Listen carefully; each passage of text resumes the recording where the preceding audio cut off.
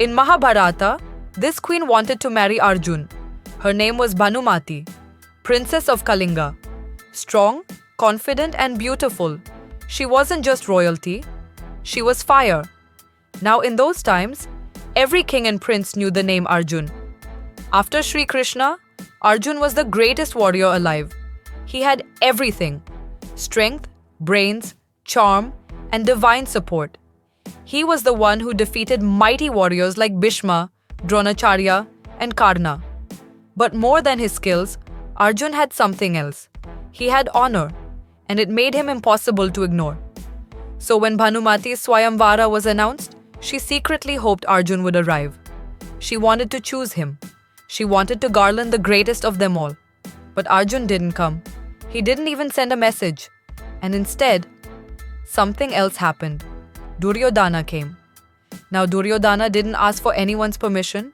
He came with Karna, his lifelong friend and loyal warrior.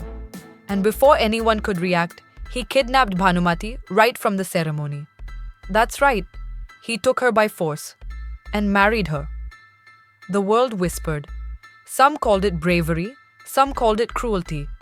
But for Bhanumati, it was a broken dream. The man she hoped for never came. And the one who took her gave her no choice. Time passed. Bhanumati, now the queen of Hastinapur, learned to live her new life. She adjusted, not by choice, but by strength. Duryodhana gave her luxury, power, and status. But did he give her peace? That part, no one really knows.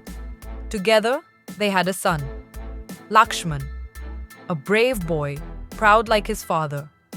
Bhanumati raised him with love, even if the shadows of her past never left her. But the kingdom itself was a storm. The Pandavas were exiled. Draupadi had been insulted, and war was coming. When the great battle of Kurukshetra finally began, Bhanumati's world started to shake.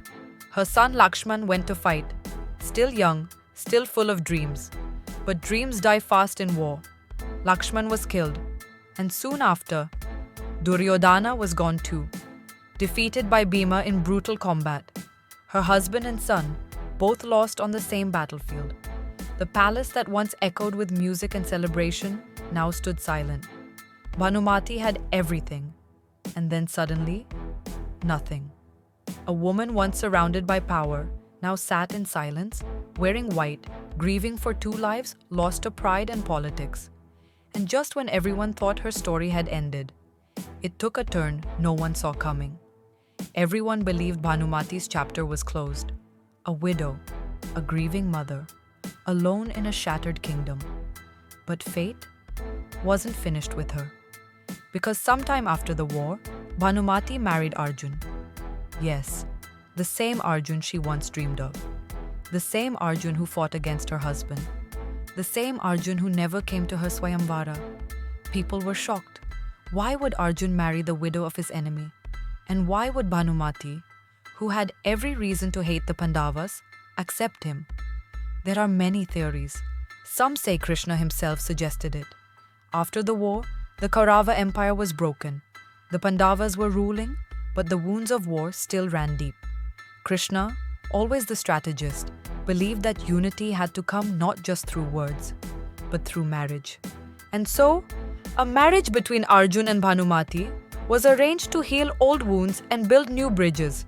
But others whisper something else. That maybe Bhanumati never stopped loving Arjun, that deep down, the feeling she once had before Duryodhana stormed into her life had never truly faded. And now, after the war, she was finally free to choose. For Arjun too, it may have been more than duty. Maybe he saw in Bhanumati not just a queen, but a woman who had suffered, endured, and still stood strong. Whatever the truth was, the two were married, not in fanfare, not in royal display, but in silence, in peace, in healing. Bhanumati's life had come full circle. She started with a dream. She was dragged into a war. And in the end, she returned to where her heart began. A woman, once lost in the games of men, rewrote her story in the end, on her own terms,